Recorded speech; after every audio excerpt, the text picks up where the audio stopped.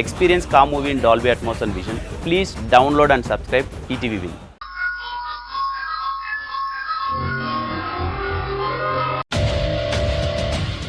వదులు మధు. అరే చెప్తుంటే అర్థం చేసుకోకుండా మూర్ఖంగా బిహేవ్ చేస్తావేంటి ప్రవీణ్? అసలు నీకేం కావాలి? నేను నీతో వచ్చేయడం, నీతోనే ఉండటం, ఇదే కదా నువ్వు కోరుకునేది? సరే పద, నేను నీతో పాటే ఉండిపోతాను.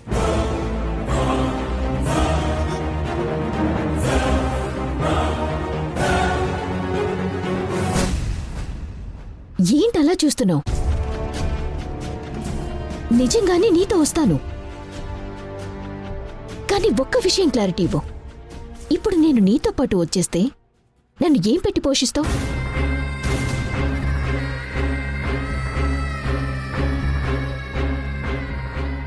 నా అవసరాలు, సరదాలు, సంతోషాలు ఇవన్నీ తీర్చడానికి నీ దగ్గర డబ్బుందా? మనం పెట్టిన కంపెనీ ఎప్పుడో కొలాప్స్ అయిపోయింది. ఆల్రెడీ నువ్వు రోడ్డు మీదున్నావు. రూపాయి సంపాదన లేకుండా నువ్వే బికారిలా ఉన్నావు. నా చిన్నప్పటి నుంచి పేదరికంలో పెరిగిన నేను బాగా డబ్బున్నింటికి కోడల్నై ఒక గొప్ప పొజిషన్లో లగ్జరీగా ఉంటూ నాకంటూ ఓ కంపెనీ, బ్యాంక్ బ్యాలెన్స్, ఆస్తులు సంపాదించాలని కలలు కన్నానే తప్ప నా జీవితంలో 1000కి 100కి చేయి చాచే పరిస్థితిలో ఉండకూడదు అన్నదే నా కోరిక. ఇప్పుడు మనిద్దరం పెళ్లి చేసుకుంటే ఎలా బతుకుతాం? ఏదో ఒక కంపెనీలో చిన్న జీతాలకి జాబ్స్ చేస్తూ చాలని జీతాలు, ఈఎంఐలు, సరదాలు, సంతోషాల విషయంలో సర్దుకుపోవటాలు, 1వ తేదీ ఎప్పుడొస్తుందా అని ఆశగా ఎదురు చూడాలు. ఇంతేగా? ఇంతకన్నా నువ్వేమైనా నన్ను గొప్పగా చూడగలవా? సర్దుకుపోయే ఆ బ్రతుకులో నువ్వు సంతోషంగా ఉండగలవా? నేనైతే ఉండలేను. అందుకే ఓ ప్లాన్ ప్రకారం తేజాన్ని పెళ్లి చేసుకున్నాను. కష్టపడి తనని నా దారిలోకి తెచ్చుకున్నాను. ఇప్పుడు తేజ నేను ఏం చెప్తే అదే చేస్తాడు. వాళ్ళింట్లో అందరి దగ్గర నేను చాలా మంచిదానని పేరు తెచ్చుకున్నాను. అందరూ నన్ను గొప్పగా చూస్తూ గుడ్డిగా నమ్ముతున్నారు. నా పేరు మీద కోట్ల రూపాయల్లో ఓ పెద్ద కంపెనీ కూడా స్టార్ట్ చేయబోతున్నారు. నా గోల్, నా లైఫ్ అన్నీ నిజం కాబోతున్నాయి. ఈ టైంలో నువ్వొచ్చి నా ఆశలన్నీ కోల్చేస్తావా ప్రవీణ్? అసలు దానివల్ల నీకొచ్చే లాభమేంటి? కేవలం నీ ఈగో సాటిస్ఫై అవుతుంది, అంతే కదా? కానీ నువ్వు సాటిస్ఫై అయ్యే విషయం ఒకటి చెప్పనా? ఏంటది? నేను చెప్పేది జాగ్రత్తగా విను ప్రవీణ్. నేను నిన్ను మోసం చేయాలనుకోవటం లేదు. నా లైఫ్తో పాటు నీ లైఫ్ని సెటిల్ చేస్తాను. నా కంపెనీ స్టార్ట్ చేస్తే అందులో నీకొక మంచి పొజిషన్ ఇస్తాను. అప్పుడు మనిద్దరం ఎప్పటికీ కలిసే ఉండొచ్చు. మన సంతోషాలు, సరదాలు అన్నీ తీర్చుకోవచ్చు. నా విషయం బయట పెట్టుకో. ఈ ఒక్క విషయంలో నాకు ఫేవర్ చేయి ప్రవీణ్. ఏమంటావు ప్రవీణ్?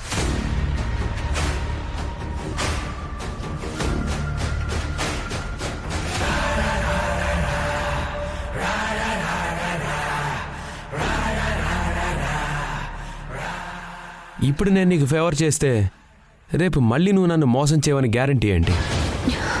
ఎన్నిసార్లని నేను మాత్రం నీ నుంచి ఒక చోటు నుంచి ఇంకొక చోటికి పారిపోతాను ప్రవీణ్. ఇంత పెద్ద ఆఫర్ని వదులుకొని నేను పక్కకి ఎలా వెళ్తాను? ఒకసారి నువ్వే ఆలోచించు.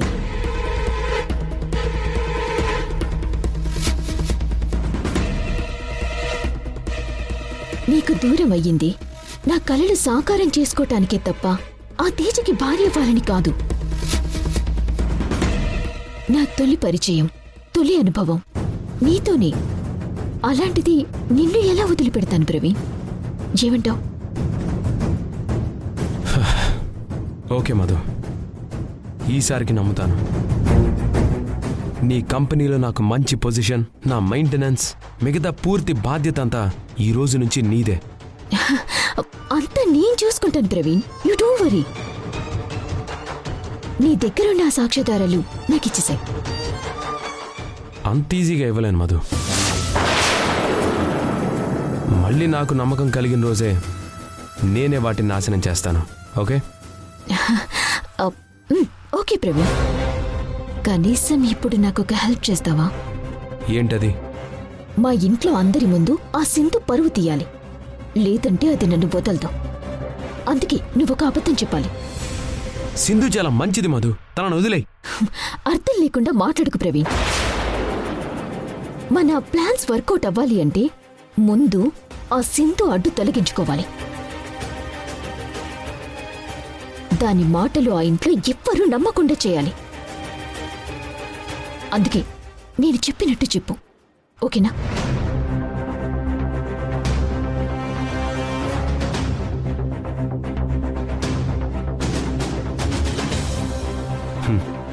ఓకే మధు.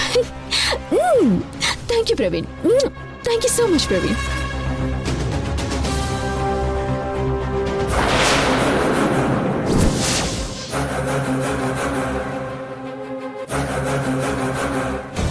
మధు ఇచ్చిన ఆఫర్ నాకు నచ్చింది, అందుకే పార్టీ ఫిరాయించాను. ఛీ, ఎంత దారుణం ప్రవీణ్. మధులాగే నువ్వు కూడా అవకాశవాదివి. తనలాగే నువ్వు అవసరాలకి తగ్గట్టుగానే మీ వ్యక్తిత్వాన్ని మార్చుకుంటారు. మీరిద్దరూ స్వార్థపరులు. మీ స్వార్థం కోసం ఎవరి జీవితాన్నైనా బలి చేస్తారు. నిన్ను నమ్మడం నాదే పొరపాటు. సరే, మీ రిలేషన్ తాలూకు ఎవిడెన్స్ ఏవి? అవి నా దగ్గరే భద్రంగా ఉన్నాయి, మీకు ఇవ్వలేను. సారీ. నా మంచితనాన్ని వాడుకుని నన్నే వంచావు కదా. మర్చిపోను, గుర్తుపెట్టుకుంటాను ప్రవీణ్. నిన్ను మధుని అస్సలు వదలను. చూడండి, మీరు మంచివాళ్లే, ఒప్పుకుంటాను. కానీ మీలా మంచిగా ఉంటే ఈ రోజుల్లో బ్రతకలేం. అవకాశాన్ని బట్టి వ్యక్తిత్వాన్ని, అవసరాన్ని బట్టి ఆలోచనని మార్చుకోవాలి. తప్ప సింధు గారు, నాకు కావాల్సింది మధు, నేను బతకడానికి కావాల్సింది డబ్బు. ఆ రెండు నాకు తనిస్తానంది. అందుకే ఇంట్లో అందరి ముందు మధుకి ఫేవర్గా చెప్పాను. అనవసరంగా మా దారికి అడ్డు రాకండి. నేను కష్టాల్లో ఉన్నప్పుడు మీరు హెల్ప్ చేశారన్న కృతజ్ఞతతో మీతో ఎంతో స్మూత్గా మాట్లాడుతున్నాను. మీరు నన్ను కొట్టినా భరించాను. మా ఇద్దరి విషయంలో మళ్ళీ మీరు ఎంటర్ అయితే నా బిహేవియర్ చాలా వైల్డ్గా ఉంటుంది. ప్లీజ్. ఛీ,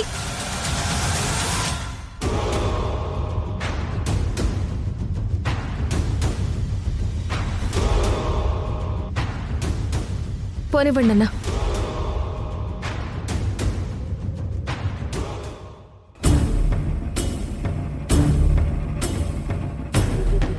సింధు, అక్కడ నువ్వనుకున్నదే జరిగిందా? ఆ మధుని మెడ పట్టుకొని బయటికి గెంటేశారా?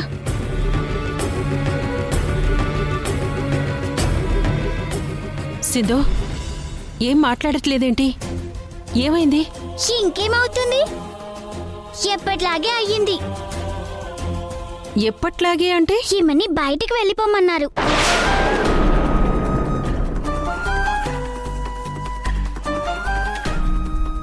అందరూ తిట్టి పంపించేశారు.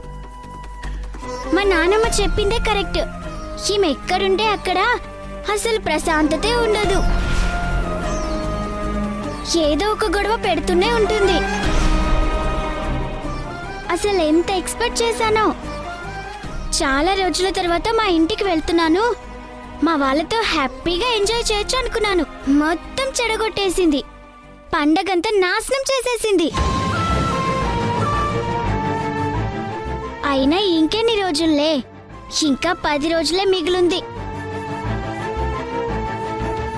నువ్వు ఓడిపోవడానికి, మా నాన్నమ్మ గెలవటానికి, నేను మా ఇంటికి వెళ్ళిపోవటానికి.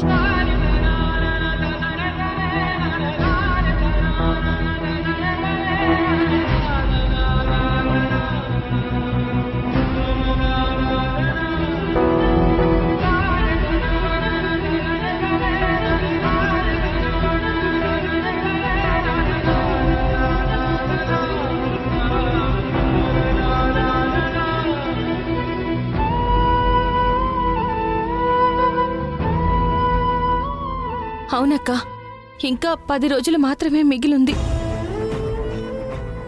ఈలోపే నేను శశిని మార్చుకోవాలి. నా పిల్లల్ని నేను దక్కించుకోవాలి. ఇన్నాళ్ళు యశ్ వాళ్ళ అమ్మ ఒక్కతే నా ప్రయత్నాల్ని అడ్డుకుంటూ వచ్చింది. ఇప్పుడు అగ్నికి ఆజ్యం తోడైనట్టు ఆ మధు కూడా నాకు శత్రువైంది. అసలక్కడ ఏం జరిగింది సింధు? ఆ మధు అన్నిటికీ తెగించిన మనిషి. తాను అనుకున్నది జరగడం కోసం ఎంత నీచాయనికైనా దిగజారే మనిషి. మా మధ్య రక్త సంబంధం లేకపోయినా అంతకు మించిన అన్నా చెల్లెల బంధం ఉంది.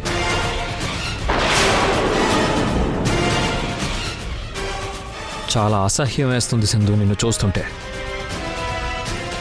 నువ్వు మాత్రం ఇక నుంచి మా ఇంటి విషయాల్లో జోక్యం చేసుకోకు. శశిని తీసుకొని బయటికి పో.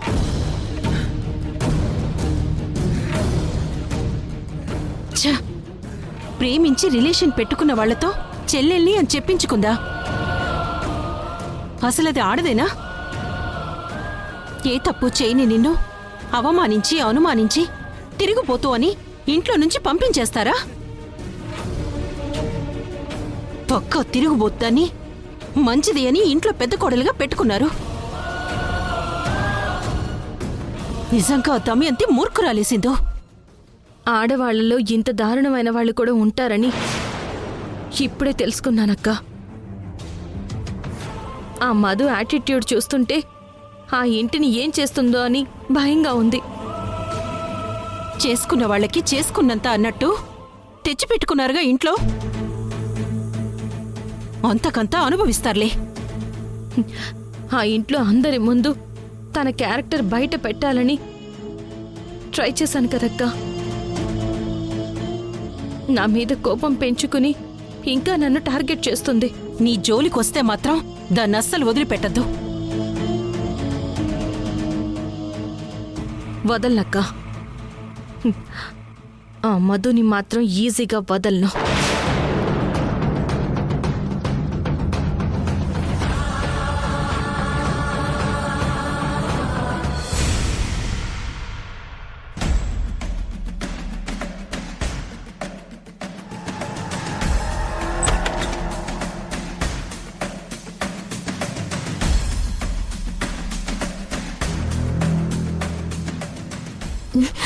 అత్తయ్య వచ్చేస్తున్నారు. వెంటనే పూజ మొదలు పెట్టాలి.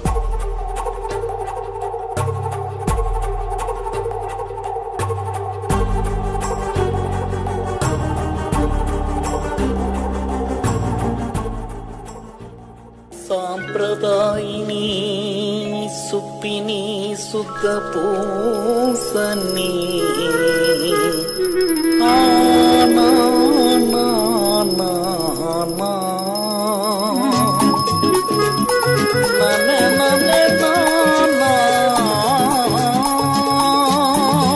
ఎస్, నేను అనుకున్నట్టుగానే అత్తయ్య చూస్తోంది.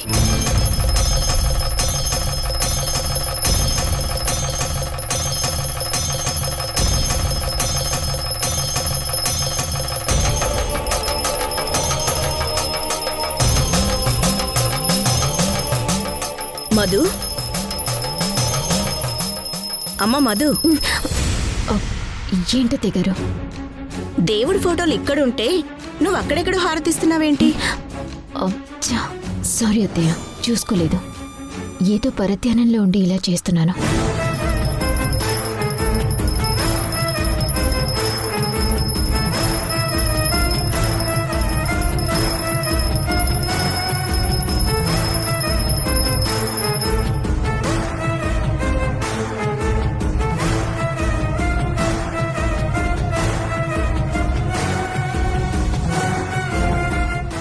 తీసుకోండి అత్తయ్య.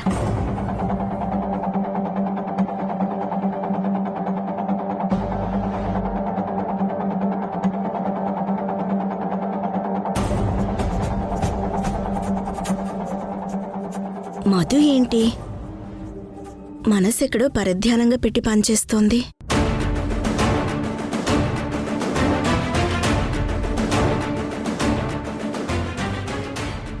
అమ్మ మధు, మావయ్య, కొంచెం కాఫీ ఇస్తావా? అలాగే మావయ్య.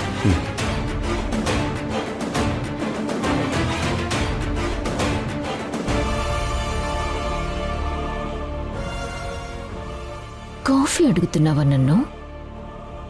కాఫీలో పంచదార కాదు, ఉప్పు వేసి తీసుకొస్తాను.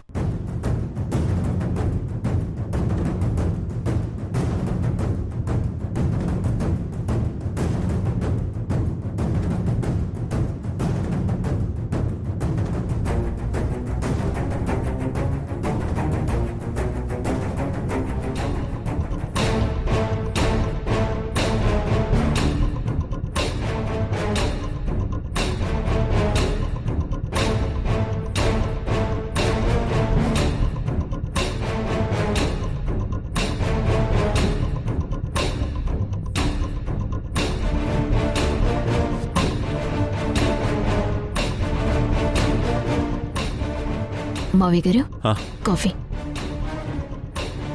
థ్యాంక్ యూ అమ్మా. అమ్మా, ఏంటిది? కాఫీ ఉప్పుగా ఉందేంటి? అయ్యో, క్షమించండి మావయ్య గారు. ఏదో పరధ్యానంలో ఆలోచిస్తూ పంచదారికి బదులు ఉప్పు కలుపుకుంటాను. ఇటువంటి మళ్ళీ కలుపుకొస్తాను. ఆగు మధు. ఆ కాఫీ కప్ అక్కడ పెట్టు. పెట్టమ్మా. అక్కడ కూర్చో. కూర్చో.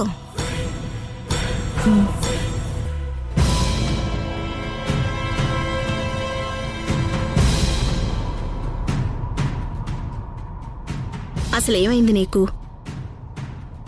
ఎందుకంత పరధ్యానంగా ఉన్నావు? నిన్న రాత్రి ఆ సింధు నా మీద వేసిన నింద గురించి ఆలోచిస్తూ రాత్రంతా అస్సలు నిద్రపోలేదు అత్తయ్య. నేను ఏ పని చేసినా సరే నాకు ఆ సింధు అన్న మాటలే పదే పదే గుర్తుకొస్తున్నాయి.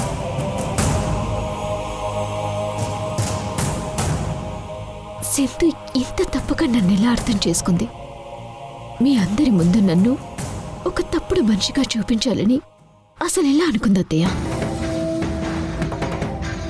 మళ్ళీ మళ్ళీ నా మీద ఇంకెన్ని అబండాలు వేస్తుందో అని అది తలుచుకుంటేనే భయంగా ఉంది అత్తయ్య.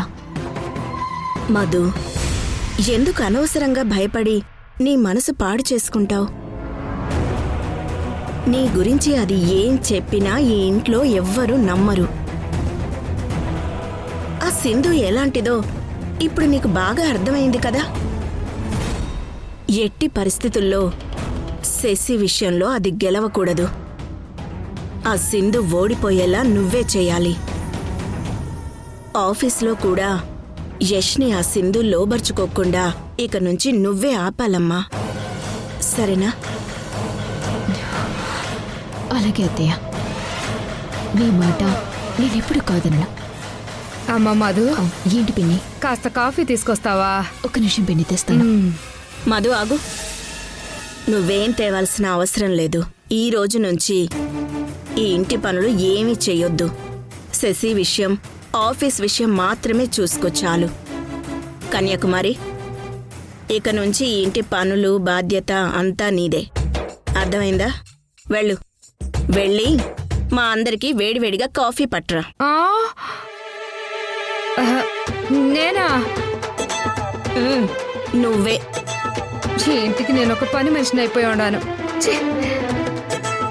వెళ్ళు. వెళ్తున్నాడు వదినా. ఆగు. ఇదెవరు తీసుకెళ్తారు? నేనే తీసుకెళ్తాను. కూర్చో మధు.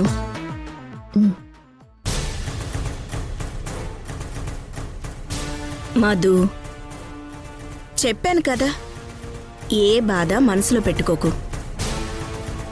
మేమున్నాం, సరేనా? నా ప్లాన్ సక్సెస్. ఈ రోజు నుంచి ఇంటి గొడవ వదిలిపోయింది. ఇక ఆ సింధు పైన కాన్సంట్రేషన్ చేయాలి. Good morning madam. Good morning.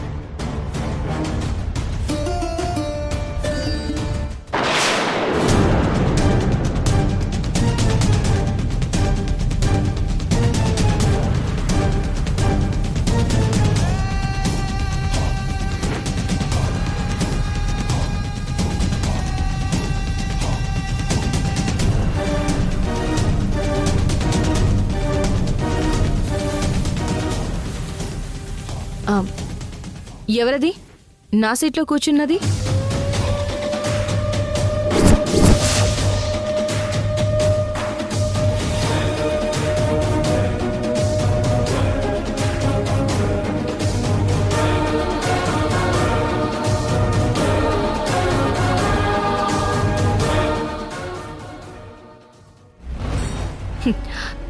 నీకు ఆల్రెడీ ఇంతకు ముందే చెప్పాను, ఇది నా క్యాబిన్, అది నా చైర్ అని. మళ్ళీ నువ్వు నా సీట్లో ఎందుకు కూర్చున్నావు? ఎంత ధైర్యం నీకు? లే. అయ్యో, ఇది నీ సీటా? అయ్యో, నా చైర్ అనుకుని వచ్చాను. Sorry Sindhu, sorry. కూర్చో కూర్చో.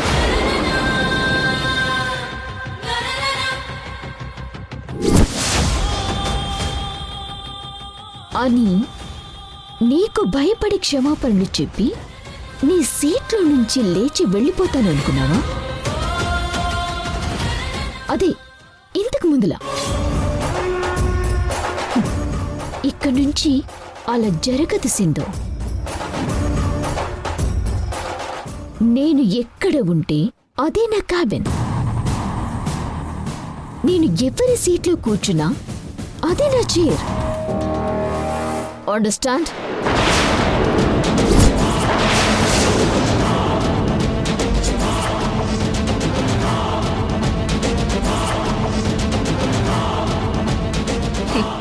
నీ గురించి నాకు ఎప్పుడో అండర్స్టాండ్ అయిపోయింది మధు. నిన్న యశ్ వాళ్ళ ఇంట్లో కార్తీక పౌర్ణమి ఫంక్షన్లో నీ గతం తాలూకు నీలి నీడలు అందరి ముందు బయటపడకుండా ప్రవీణ్ని మేనేజ్ చేసి తప్పించుకున్నాను అన్న గర్వంలోనే కదా ఇప్పుడు నా ముందు నీ వాయిస్ రేస్ చేసి తెగ బిల్డప్ ఇస్తూ మాట్లాడుతున్నావు. నువ్వన్నది నిజమేసిందో.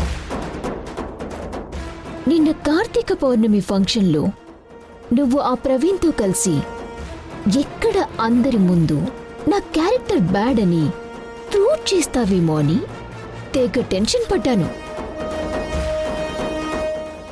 నువ్వు ఆ ఇంటి కోడలిగా, యష్కి భార్యగా, శశికి అమ్మగా ఈ 3 రోల్స్ నువ్వు చేయలేవు. ఛాలెంజ్.